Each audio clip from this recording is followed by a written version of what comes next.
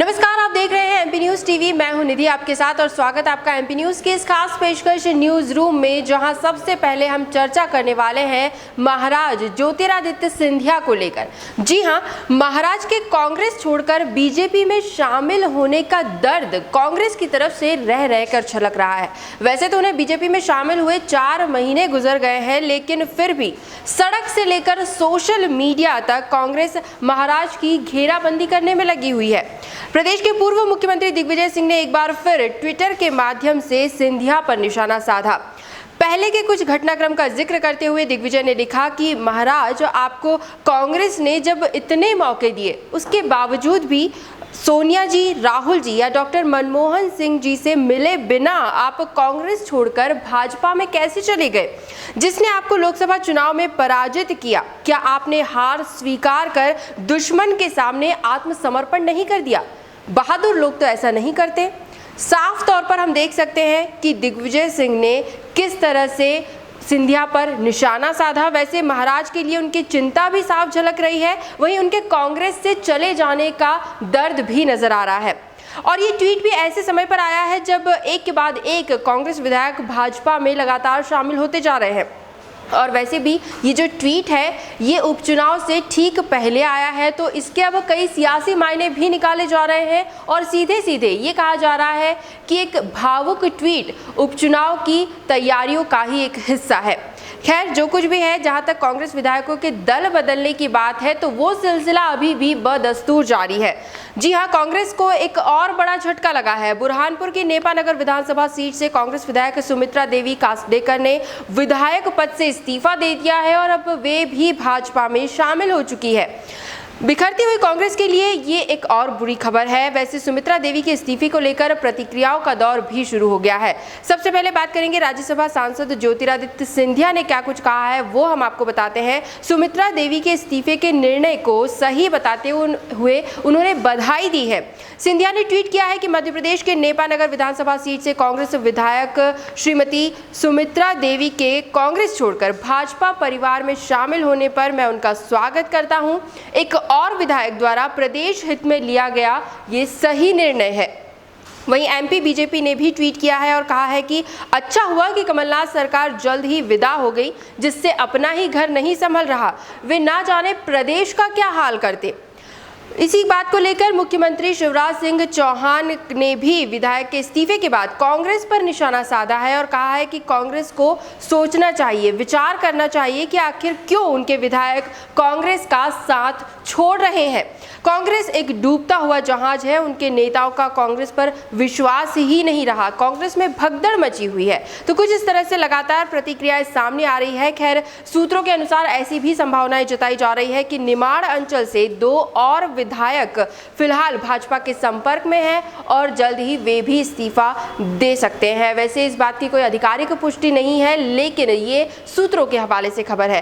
प्रदेश के cabinet minister Govind Singh Rajput ने भी कहा है कि कांग्रेस विधायकों का पार्टी छोड़कर जाने का एक बड़ा कारण विकास ना हो पाना है। अभी और विधायक पाइपलाइन में हैं जो बीजेपी में आने को बेताब हैं, तो आने वाले समय में कुछ और विधायक भाजपा में शामिल हो सकते हैं, ऐसी अटकलें लगाई जा रही है। और अगर ऐसा होता है तो कांग्रेस में खलबली जरूर मचेगी।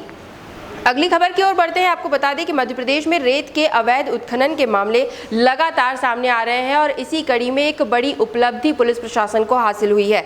मध्य प्रदेश के सिंगरौली जिले में ऑपरेशन माफिया के तहत अवैध रेत उत्खनन कर परिवहन करते रेत से भरे 4 ट्रैक्टर्स को जब्त किया गया है। माड़ा थाना क्षेत्र में रेत का अवैध कारोबार कर रहे लोगों में उस समय हड़कंप मच गया जब सिंगरौली पुलिस अधीक्षक अपनी पूरी टीम के साथ ट्रैक्टरों की घेराबंदी करने पहुंच गए। मौके से ट्रक ड्राइवर तो फरार हो गए, लेकिन ट्रकों को जब्त कर लिया गया है और रेत से भरे इन ट्रैक्टरों की कीमत जो है वो 20 लाख रुपए तक बताई जा रही है। सिंगरौली पुलिस अधीक्षक का कहना है कि सिंगरौली जिले से अवैध कारोबार, माफियाओं पर नकेल कसना, अपराधों पर अंकुश लगाना और नशे के खिलाफ सख्त कार्रवाई कर जिले को अपराध मुक्त बनाना ही हमारी पहली प्राथमिकता है और इसके लिए पूरी तरह से पुलिस प्रशासन मुस्तैद है और लगातार इस तरह की कार्रवाइयों को अंजाम भी दिया जाएगा। आगे बढ़ेंगे न्यूज रूम में और अब बात करेंगे मध्य प्रदेश में कोरोना संक्रमण को लेकर क्या कुछ हालात बने हुए हैं। तो जाहिर सी बात है कि कोरोना का कहर लगातार जारी है। अपनी पूरी रफ्तार से कोरोना का संक्रमण तेजी से पैर पसार रहा है और ये कोरोना के आंकड़े साफ साफ कह रहे हैं। आपको बताते हैं क्या है आंकड़े। मध्य प्रदेश में कुल संक्रमितों का जो आंकड़ा है वो 21,082 तक पहुंच गया है। 21,082। कल के दिन में 704 नए मामले सामने आए हैं। 9 मरीजों की मौत हुई है और कुल मौत का आंकड़ा जो है वो 698 तक पहुंच गया है। इंदौर शहर की बात करें, सबसे बड़ा हॉटस्पॉट, यहाँ पर भी एक बार फिर कोरोना विस्फोट हुआ है। 145 मरीज एक ही दिन में सामने आए हैं और इसी के साथ कुल संक्रमितों का आंकड़ा 5,906 तक पहुंच गया है। 4 मरीजों ने कोरोना के चलते दम तोड़ दिया कल के दिन में और कुल मौतें जो है 288 तक हो चुकी है। वहीं स्वस्थ होने वाले मरीजों की बात करें तो इंदौर में 4,175 मरीज स्वस्थ हुए हैं। वहीं मध्य प्रदेश में अगर पूरे मध्य प्रदेश की बात करें तो 14,514 मरीज ऐसे हैं जो स्वस्थ हुए हैं और डिस्चार्ज हुए हैं। भोपाल में, राजधानी भोपाल में शुक्रवार को 113 नए प्रकरण देखने को मिले। कुल संक्रमित हो चुके हैं 4,329। ग्वालियर में 162 नए प्रकरण सामने आए और कुल संक्रमितों का आंकड़ा पहुंच गया 1,527 तक। ग्वालियर जहां शुरुआती दौर में काफी कम प्रकरण सामने आए थे, वो अब हॉटस्पॉट की लिस्ट में फिलहाल मध्य प्रदेश में तीसरे नंबर पर बना हुआ है। तीसरा हॉटस्पॉट है ग्वालियर।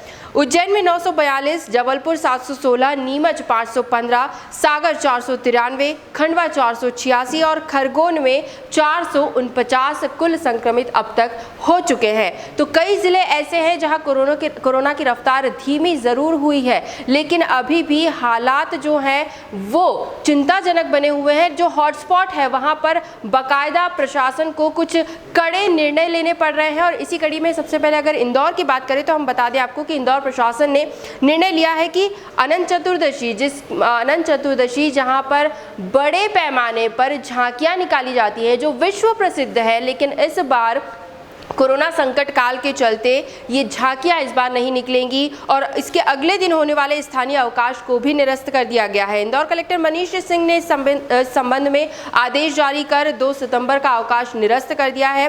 साथ ही साथ सब्जी मंडियों की जहां तक बात है, माना जा रहा है कि वहीं से सबसे ज्यादा संक्रमण फैल रहा है, तो चोइथराम और निरंजनपुर मंडी अब 22 जुलाई तक बंद रहेंगी। शुक्रवार को इसे लेकर भी आदेश जारी कर दिए गए हैं। वहीं जेल रोड और सिंधी कॉलोनी के बाजार भी 20 जुलाई के बाद ही खुल सकेंगे, वो भी लेफ्ट राइट फॉर्मूले के आधार पर। और ये जो फॉर्मूला है वैसे भी इंदौर के तमाम बड़े बाजारों पर लागू कर दिया गया है। तो जिस तेजी से संक्रमण इंदौर में पैर पसार रहा है, उसे काबू में करने के लिए प्रशासन अब कुछ कड़े निर्णय ले रहा है। और साथ ही साथ आपको ये बता दें कि नियमों के पालन के लिए, जो गाइडलाइंस है उनके पालन के लिए सख्ती भी लागू कर दी गई है। चप्पे चप्पे पर पुलिस बल तैनात है और कहीं पर भी अगर जनता की लापरवाही देखी जाती है तो तुरंत कानूनी कार्रवाई के भी निर्देश जारी कर दिए गए हैं।